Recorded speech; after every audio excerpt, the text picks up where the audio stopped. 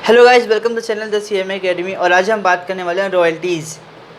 Financial accounting paper number 5 का ये chapter है रॉयल्टीज़, जो इम्पॉर्टेंट है एग्ज़ाम के लिए।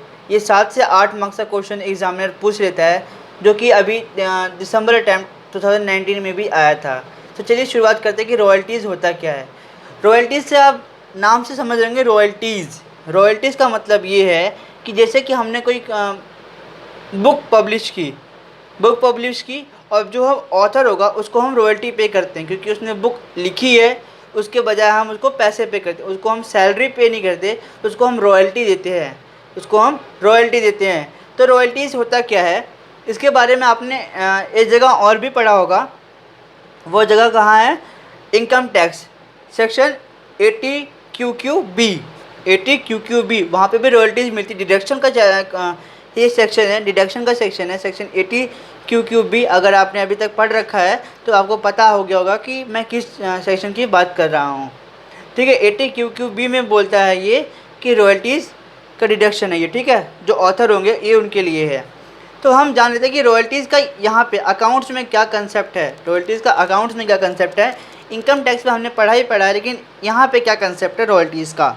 तो रॉयल्टीज़ क्या बोलता है, चलिए पढ़ते हैं। The owner of an asset,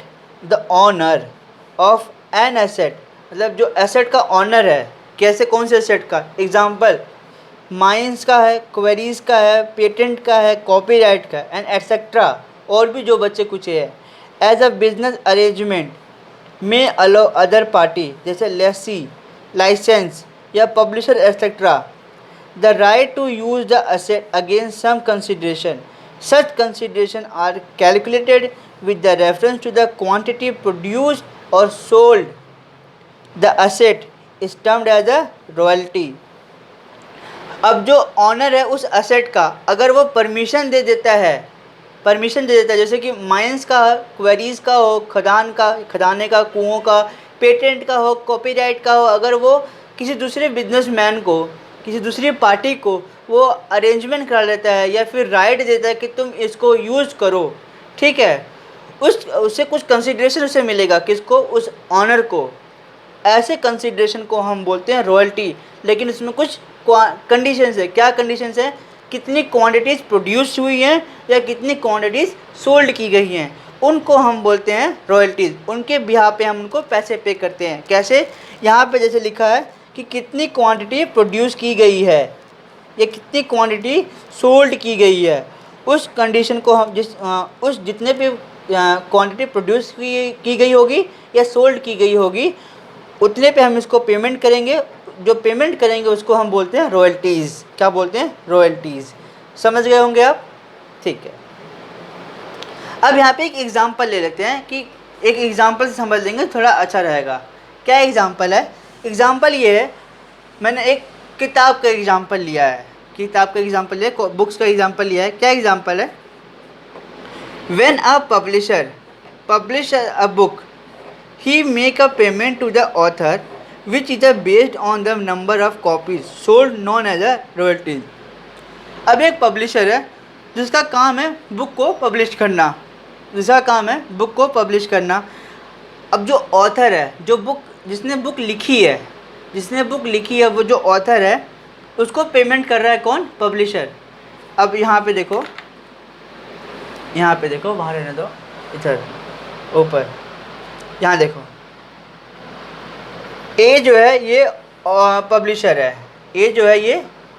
है, और ये बी जो है वो ऑथर है। ए ने बी को पेमेंट किया क्योंकि ये ऑथर है। इसने कहा ए भैया मेरी ना बुक आप पब्लिश कर दो। तो ए ने कहा ठीक है। अब इसके जितनी बुक इसने सोल्ड किया ए ने, उसको इतना रॉयल्टी पे कर दिया जाएगा। कुछ परसेंट में या कुछ क्वांटिटी के हिसाब से उसे पे कर दिया जाएगा। तो क्या है इसके लिए, वो हम अभी क्वेश्चन जब करेंगे तब हम आपको पता चल जाएगा कैसे करना है। ठीक है, तो वहाँ पे ये एग्जांपल कवर कर दिया मैंने आपको एक छोटा सा एग्जांपल देके। अब कौन कौन से ऐसे टर्म्स हैं जो हमारे रॉयल्टीज़ में यूज़ किया जाता है? कुछ कॉमन टर्म्स हैं रॉयल्टीज़ में, जैसे कि एक आता है मिनिमम रेंट। मिनिमम रेंट का एक कंसेप्ट आता है, मिनिमम रेंट का एक कंसेप्ट आता है कि मिनिमम रेंट क्या होता है। मिनिमम रेंट को हम डेड रेंट भी बोलते हैं, जो एक ये इम्पॉर्टेंट पॉइंट है। डेड रेंट क्यों बोलते हैं और क्यों इम्पॉर्टेंट है?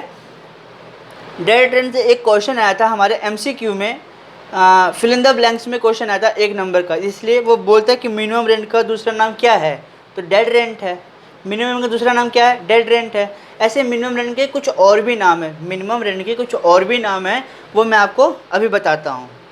तो अब आता है कि मिनिमम रेंट का मतलब minimum guarantee given by publisher to author, it's also called dead rent. मैंने यहाँ पे एग्जांपल लिया है पब्लिशर का, मतलब बुक्स बनाने वाले जो बुक्स सेल करते हैं। आप यहाँ पे किसी का भी ले सकते हैं। मैंने एग्जांपल लिया है बुक्स वालों का, ताकि आप बुक्स से जल्दी समझ सकें। अब यहाँ पे मैं लेसिया लाइसेंस वाले का लूँगा, ठीक है, तो आप नहीं समझ पाओगे, इसलिए मैंने यहाँ पे पब्लिशर और ऑथर का लिया है पब्लिशर और ऑथर का लिया, जिससे आप जल्दी समझ सको, ठीक है। Thus as there is a stipulation for minimum rent, then either minimum rent or actual royalty, whichever is a more, shall have to be paid by the publisher। यहाँ पे क्या है, इस कंसेप्ट को आप अभी नहीं समझ पाओगे, बट मैंने पढ़ा दिया। इस कंसेप्ट को आप अभी नहीं समझ पाओगे, इस कंसेप्ट को आप अभी नहीं समझ पाओगे। जब मैं इसका एक क्वेश्चन करा दूंगा आपको, एक क्वेश्चन, सिर्फ एक क्वेश्चन, तो आप इस कंसेप्ट को आप अच्छे से समझ जाओगे। एक क्वेश्चन, इस कंसेप्ट को आप समझ जाओगे, इस कंसेप्ट को आप समझ जाओगे, ठीक है। वो आपको अगले लेक्चर में मिलेगा, ठीक है। अभी थोड़ा सस्पेंस बना रखा हूँ कि आपको ज़्यादा समझ में आएगा कि हाँ, कि इस चैनल पे एक भैया हैं जो पढ़ाते हैं, वो भी थोड़ा सस्पेंस देके पढ़ाते हैं ताकि हमको ज़्यादा समझ में आए, ठीक है। ये है मेरा मेन मोटिव कि आपको जल्दी समझ पाओ कि मैं क्या बोलना चाहता हूँ और क्या पढ़ा रहा हूँ मैं। तो मिनिमम रेंट को और क्या क्या बोल सकते हैं, ये आपको दिख ही रहा होगा, तो मैं यहाँ पे लिखता हूँ कि मिनिमम रेंट को और क्या बोलते हैं। यहाँ पे देखो, मिनिमम रेंट को और बोलते हैं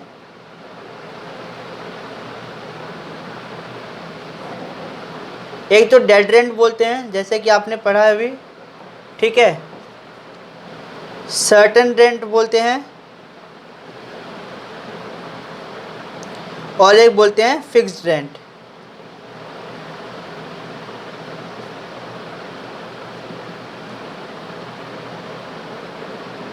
अगर आपको इसके अलावा कुछ और भी याद है, dead rent, certain rent and fixed rent, इसके अलावा अगर आपको कुछ और भी ऐसे रेंट हैं जो मुझे नहीं पता, आपको पता है, तो प्लीज़ कमेंट में बताइए कि ऐसे कौन कौन से रेंट है जो मुझे नहीं पता और आपको पता है। चलिए फटाफट बता दीजिए मुझे। एक चॉकलेट खिलाऊंगा जिसने मुझे बताया, उसे घर जाकर चॉकलेट खिलाऊंगा मैं। तो अब आता है कि शॉर्ट वर्किंग। यहाँ पे पहले हमने पढ़ा कि मिनिमम रेंट, अब आता है शॉर्ट वर्किंग। शॉर्ट वर्किंग क्या होता है? Short working mean will occur only minimum rent is more than actual rent, actual royalty. ये कब होता है? ये जब होता है, कब होता है? जब only minimum rent is more than actual royalty.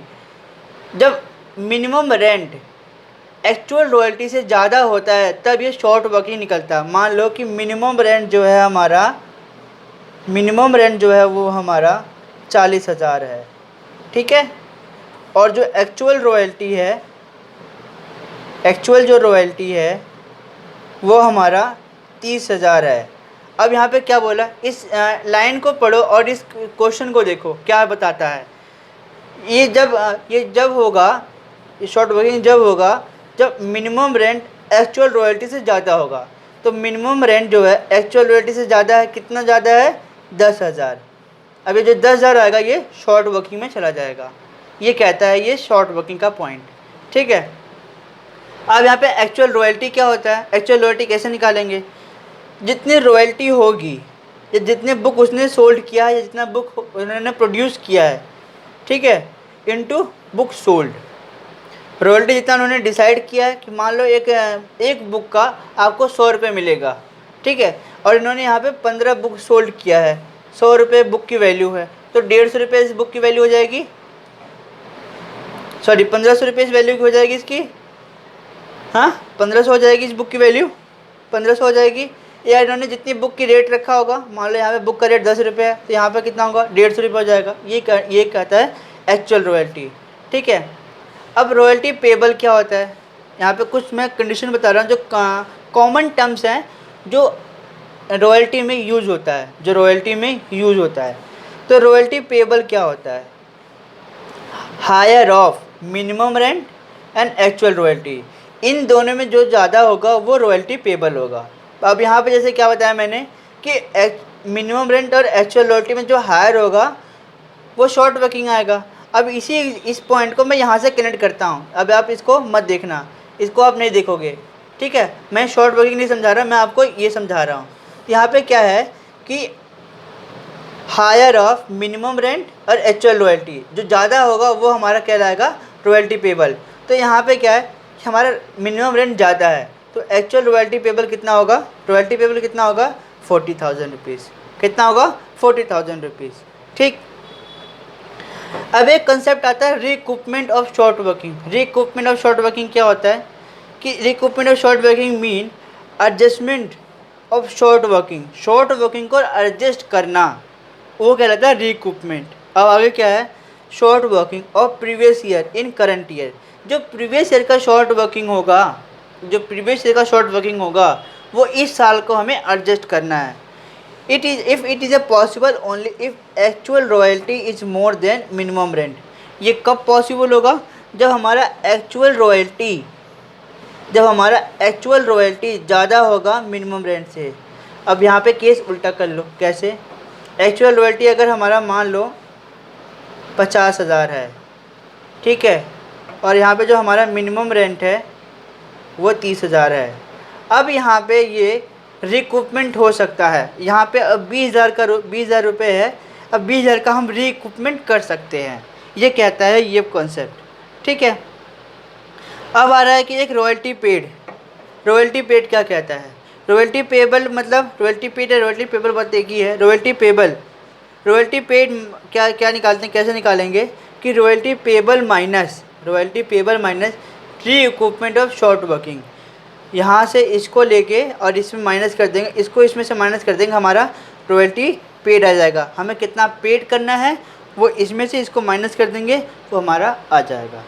तो हमारा क्या है, रॉयल्टीज़ का जितने भी थ्योरी पार्ट था, थ्योरी पार्ट की बात कर रहा हूँ मैं, थ्योरी पार्ट ख़त्म हो चुका है, अब हम बस प्रैक्टिकल क्वेश्चंस करेंगे। तो आज के लिए इतना ही, बाकी आप पढ़ते रहिए और थैंक यू सो मच।